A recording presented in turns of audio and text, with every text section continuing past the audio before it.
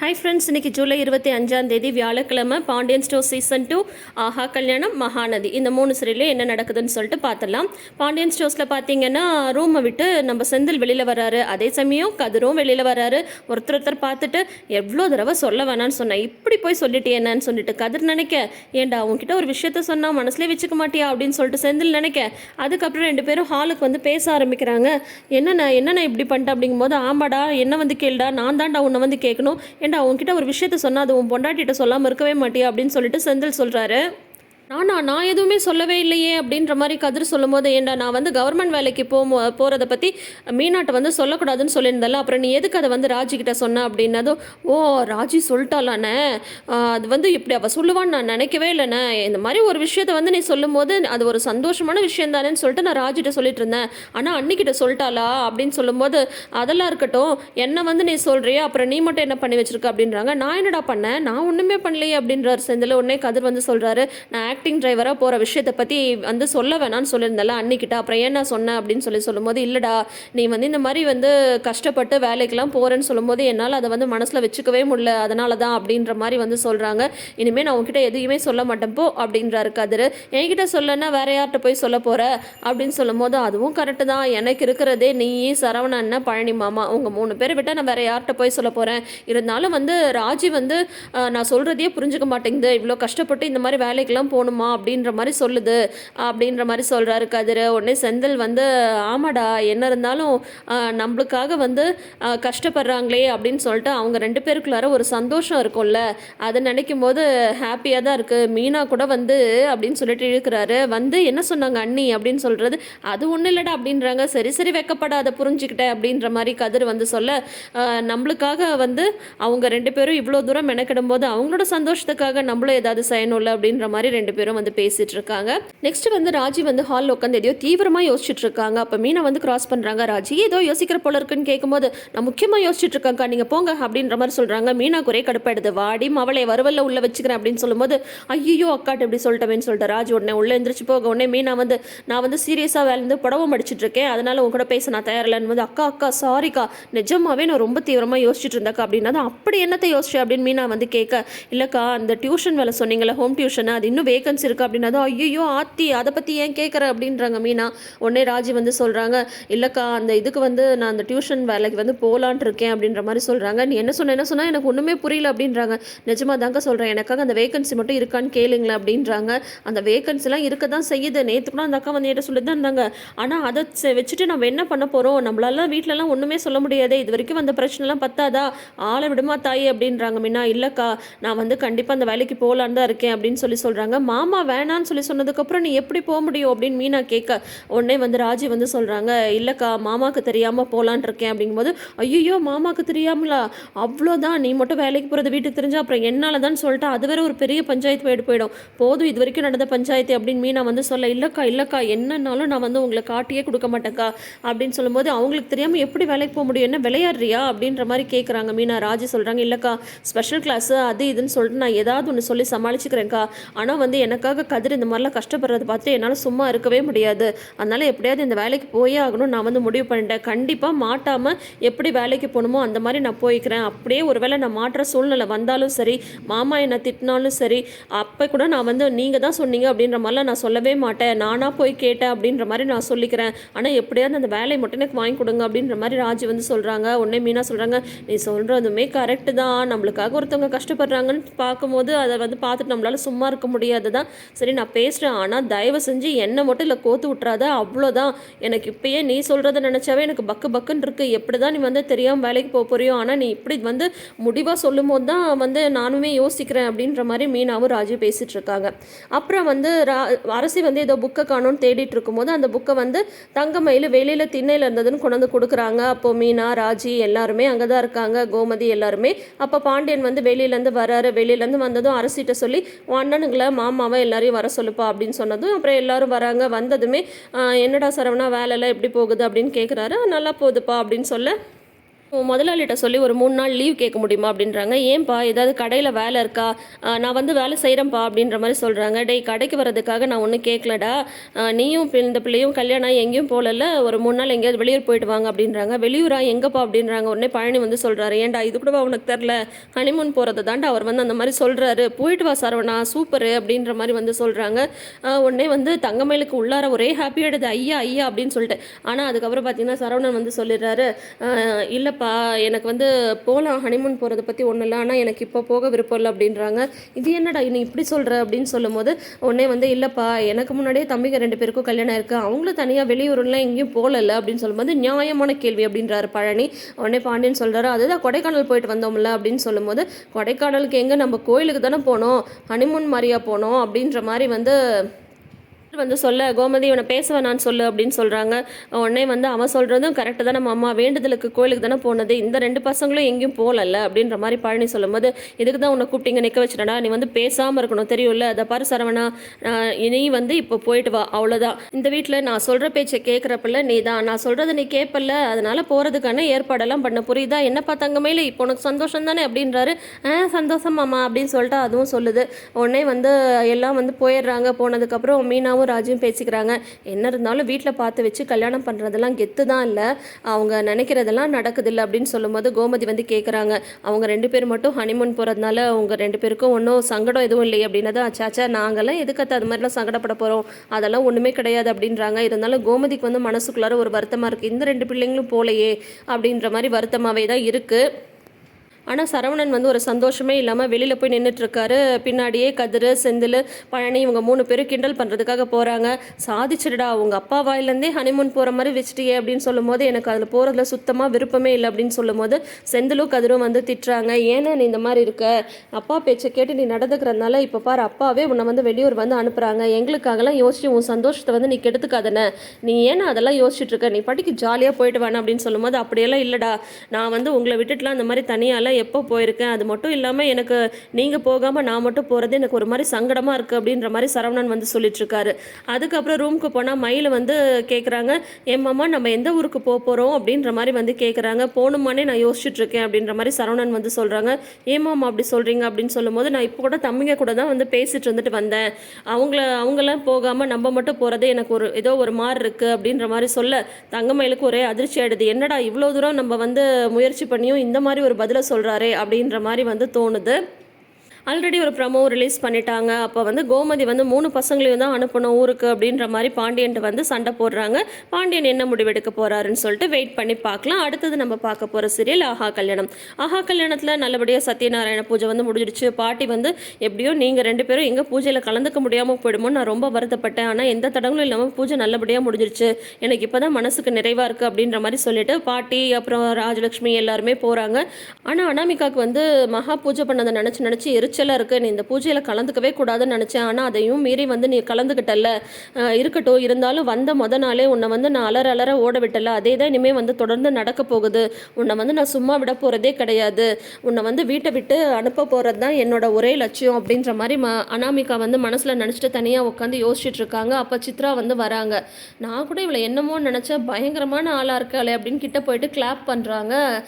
உடனே ஏன் அத்தை கை தட்டுறீங்க அப்படின்ற மாதிரி வந்து கேட்கும்போது, இல்லை பயங்கரமான வேலையை வந்து செஞ்சுட்டியே, நான் கூட வந்து என்னமோன்னு நினச்சேன் அனாமிகா, ஆனால் மகாவை வந்து நல்லா சுத்தலில் விட்டுருக்க அப்படின்ற மாதிரி சொல்கிறாங்க. இல்லை நீங்கள் என்ன சொல்கிறீங்கன்னு எனக்கு புரியலத்த அப்படின்றாங்க. மகாவுக்கு வந்து அந்த மாதிரி ஒரு ஃபோன் கால் வந்ததுக்கு நீ தானே ரீசன் அப்படின்ற மாதிரி வந்து சித்ரா கேட்க, உடனே வந்து அனாமிகா சொல்கிறாங்க, என்ன நீங்கள் இந்த மாதிரி தப்பாலாம் வந்து சொல்லிட்டு இருக்கீங்க, எந்த ஃபோன் கால், நீங்கள் என்ன சொல்கிறீங்கன்னு எனக்கு ஒன்றும் புரியல அப்படின்னு சொல்கிறாங்க. இல்லை இந்த மாதிரி பிரபாக்கு ஆக்சிடென்ட் ஆகிடுச்சுன்னு மகாவுக்கு வந்து கால் வந்ததுக்கு நீ தானே காரணம் அப்படின்றாங்க. சேச்சே அதெல்லாம் நான் எதுவும் பண்ணவே இல்லை, நான் எதுக்கு அந்த மாதிரிலாம் வந்து பண்ண போகிறேன், எனக்கும் இதுக்கும் எந்த சம்மந்தமும் கிடையாது, தேவையில்லாமல் நீங்களா ஏதாவது கற்பனை பண்ணிவிட்டு என்கிட்ட வந்து அந்த மாதிரிலாம் பேசிகிட்டு இருக்காதீங்க அப்படின்னு சொல்லும்போது, இல்லை நமிகா எனக்கும் உனக்கும் இருக்கிறது ஒரே ஒரு லட்சியம் தான், அந்த மகாவையும் ஐஸ்வர்யாவையும் இந்த வீட்டை விட்டு விரட்டணும் அப்படின்னு சொல்கிறது, அதனால தான் அவங்க கூட ஒரு கூட்டணி வச்சுக்கலாமேன்னு வந்தேன் அப்படின்னு சொல்கிறாங்க. கூட்டணியாக தான், அதாவது எனக்கெல்லாம் அந்த மாதிரி எந்த நினப்புமே கிடையாது, நீங்களாம் வந்து எதையாவது சொல்லிட்டு தேவையில்லாமல் பிரச்சனை பண்ணிட்டு இருக்காதீங்க, அப்புறம் வந்து நடக்கிறதே வேற, நீங்கள் நினைக்கிற மாதிரி ஆள் நான் கிடையாது அப்படின்ற மாதிரி வந்து விரட்டி விட்டுறாங்க அனாமிகா. உடனே சித்ராதேவி இந்த பக்கம் வந்துட்டு சொல்கிறாங்க, நினச்சிக்கிறாங்க மனசுக்குள்ளாரையே, எனக்கு தெரியாதா நீ பயங்கரமான ஆளுன்னு சொல்லிட்டு, எனக்கு நல்லாவே தெரியும். மகாவுக்கு வந்து கால் வந்ததுக்கு ரீசன் வந்து டெஃபினட்டாக நீ தான். ஆனால் நீ வந்து என்னையே விரட்டுறல, இருக்கட்டும் என்னைக்காவது நீ என்கிட்ட சிக்காமலா போயிடுவ, அப்போ தெரியும் இந்த சித்ராதேவி யாருன்னு சொல்லிட்டு இவங்க நினைக்க, அந்த பக்கம் அனாமிகா வந்து நீங்கள் பயங்கரமான ஆளுன்னு எனக்கு தெரியாதா, எப்போவுமே அந்த மகாவையும் ஐஸ்வர்யாவையும் நீங்கள் ஏதாவது சொல்லிட்டே தான் இருக்கீங்க. அப்படி இருக்கும்போது ஒரு சான்ஸ் கிடைச்சா நீங்கள் என்ன மாட்டி விடவும் கூட யோசிக்கவே மாட்டீங்க. அப்படி இருக்கும்போது உங்கள் கூட நான் எதுக்கு வந்து கூட்டணி வச்சுக்கணும், நான் தனியாகவே அவங்க 2 பேரையும் பார்த்துக்கிறேன்னு சொல்லிட்டு அனாமிகா வந்து நினச்சிட்டு இருக்காங்க.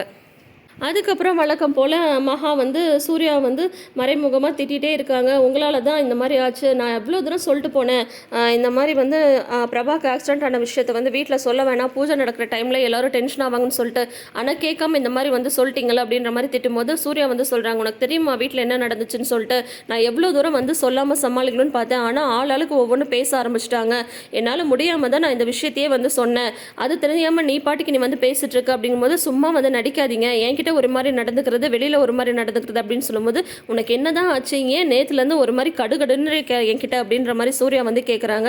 ஆமாம், இவருக்கு எதுவுமே தெரியாதாக்கும், ஆஃபீஸில் வேறு யாரோ ஒரு பொண்ணை கூட்டிகிட்டு வந்து பேசிகிட்டு இருந்தீங்கல்ல, அதை வந்து உங்கள் வாயிலேருந்து வர வைக்கலான்னு பார்த்தா அதை தவிர மீது எல்லாமே சொல்லிட்டு இருக்கீங்க அப்படின்ற மாதிரி மகா வந்து மனசுக்குள்ளாரையே நினச்சிக்கிறாங்க. பாட்டி வந்து விஜய்க்கும் அனாமிகாக்கும் நடக்க போகிற சாந்தி முகூர்த்தத்துக்கு தேவையான ஏற்பாடுகளை வந்து மகா வந்து செய்ய சொல்லியிருக்காங்க. ஆனால் காயத்ரி வந்து மகா வந்து இந்த டெக்கரேஷன்லாம் பண்ணுறவங்களுக்கு கால் பண்ணி பேசிட்டு இருக்கும்போது காயத்ரி வந்து வராங்க. வந்துட்டு இந்த பாரு, என் பொண்ணும் என் மருமகளும் நல்லா இருக்கணும் அப்படின்ற மாதிரி இருந்தால் இந்த ஃபர்ஸ்ட் நைட்டுக்கான ஏற்பாடெல்லாம் நீ எதுவுமே பண்ணவே கூடாது, நீ என் பையனை விட்டு விலகி தான் இருக்கணும், அவன் கூட பேசவே கூடாது, இந்த கல்யாணத்திலேயே ஏகப்பட்ட குளறுபடி உன்னாலையும் குடும்பத்தினாலையும் வந்துச்சு, இதோ இன்னைக்கு காலையில் நடந்த பூஜையில் கூட உன்னால் வந்து பிரச்சனை வந்துச்சு, தடங்கள் ஆயிருக்கும், ஆனால் நீ வந்து இப்போது இன்னைக்கு தான் என் பையன் என் வாழ்க்கையவே இந்த தொடங்க போகிறான், அதனால் அதில் வந்து நீ எந்த பிரச்சனையும் பண்ணக்கூடாது, அதனால் நீ வந்து அந்த பக்கமே போகாமல் இருக்கிறது தான் உனக்கு வந்து நல்லது, இனிமேல் விஜய் கூட பேசுகிற வேலையை நீ வந்து வச்சுக்கூடாது அப்படின்னு சொல்லும்போது, என்ன சின்னத்தை நீங்கள் இந்த மாதிரிலாம் சொல்லுவீங்கன்னு நான் நினைக்கவே இல்லை அப்படிங்கும்போது, நீ கூட தான் இந்த மாதிரிலாம் நடந்தப்ப நான் நினைக்கவே இல்லை,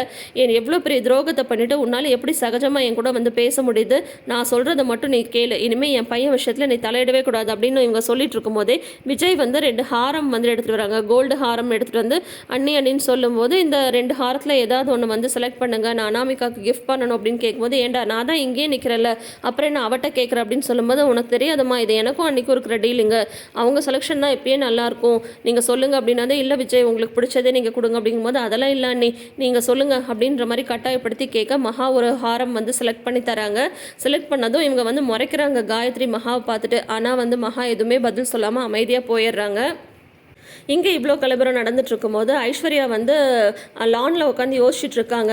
இந்த அனாமிகாவும் சித்ராத்தையும் இவ்வளோ பிரச்சனை பண்ணுறாங்க, மகாக்கு யார் அந்த மாதிரி ஒரு தப்பான கால் பண்ணியிருப்பா அப்படின்னு யோசிச்சுட்டு இருக்கும்போதே கோடீஸ்வரி வந்து கால் பண்ணுறாங்க. கோடீஸ்வரி கால் பண்ணிவிட்டு பதட்டமாக பேசுகிறாங்க. மகாக்கு அங்கே ஏதாவது பிரச்சனை அப்படின்னதும் இல்லையேம்மா ஏன் அப்படின்ற மாதிரி சொல்கிறாங்க. ஏன்னா ஐஸ்வர்யா வந்து நடந்த விஷயத்த கோடீஸ்வரிட்ட சொல்ல வேணாம்னு நினைக்கிறாங்க.